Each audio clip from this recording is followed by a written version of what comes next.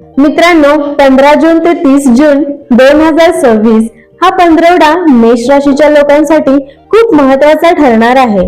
या दिवसामध्ये तुमच्या आयुष्यात काही नवीन बदल दिसू शकतात. अनेक दिवसांपासून अडकलेली कामे हळूहळू पूर्ण होऊ लागतील. मनात चाललेला गोंधळ कमी होईल आणि पुढे काय करायचं याची स्पष्ट दिशा मिळू शकते. या काळात तुमचा आत्मविश्वास वाढलेला दिसेल. काही लोकांना अचानक चांगली बातमी मिळू शकते, तर काहींना नवीन संधी मिळण्याचे योग आहेत. मात्र राग आणि घाईत घेतलेले निर्णय टाळणे खूप गरजेचे राहील. 15 जूनला येणारी अमावस्या मेष राशीसाठी खास मानली जात आहे. या अमावस्येनंतर तुमच्या आयुष्यातील नकारात्मक गोष्टी कमी होऊ शकतात. घरात शांत वातावरण तयार होईल. काही लोकांच्या घरात धार्मिक कार्यक्रम किंवा पूजा होऊ शकते. ज्या लोकांच्या कुटुंबात भांडण किंवा गैरसमज सुरू होते ते आता कमी होण्याची शक्यता आहे. मनावरचा ताण कमी होईल आणि जुन्या चिंता हळूहळू दूर जातील.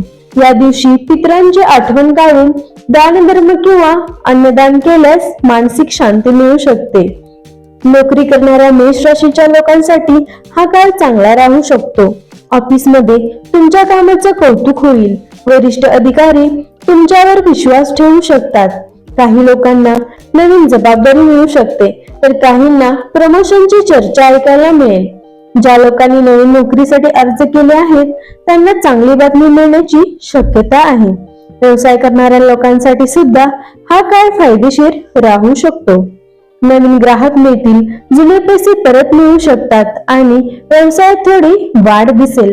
मात्र भागीदारीत काम करणाऱ्यांनी सावध राहणं गरजेचं आहे. पैशांच्या बाबतीत हा पंधरवडा मध्यम पण शेवटी चांगला राहू शकतो.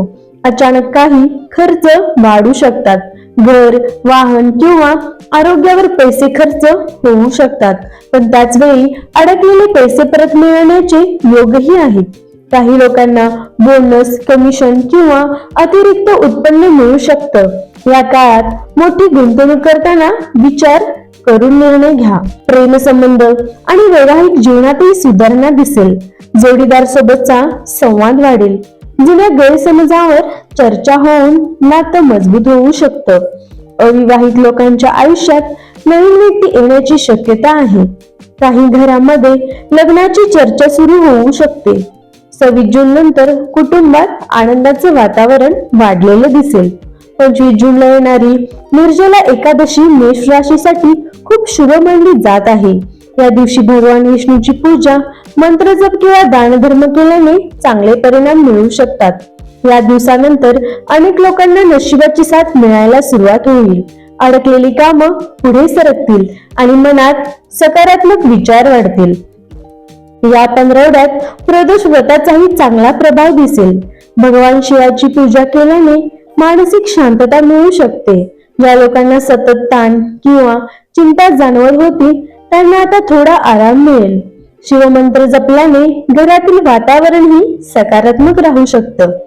29 जूनला येणारी वटपौर्णिमा मेष राशीच्या कुटुंबासाठी आनंद घेऊन येऊ शकते. विवाहित महिलांसाठी हा दिवस खास राहील. घरात सुखशांती वाढेल. काही लोकांना मुलांबाबत चांगली बातमी मिळू शकते. कुटुंबातील नातेसंबंध अधिक मजबूत होतील. आरोग्याच्या बाबतीत मात्र थोडी काळजी घेणे गरजेचे आहे. उष्णतेमुळे थकवा, डोकेदुखी किंवा शरीरात कमजोरी जाणवू शकते. पुरेसे पाणी प्या आणि झोप पूर्ण घ्या. सकाळी थोडा व्यायाम किंवा प्राणायाम केल्यास फायदा होईल. एकूण पाहिलं तर 15 जून ते 30 जून 2026 हा काळ मेष राशीसाठी हळूहळू प्रगती देणारा ठरू शकतो.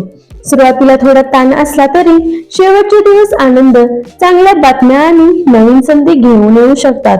देवावर विश्वास ठेवा, रागावर नियंत्रण ठेवा आणि मेहनत सुरू ठेवा. नशिबाची साथ हळूहळू मिळताना दिसेल. तर मित्रांनो, हे होतं 15 जून ते 30 जून 2026 पंधरवड्याचे राशी भविष्य. तर मित्रांनो, चॅनलला सबस्क्राईब करा.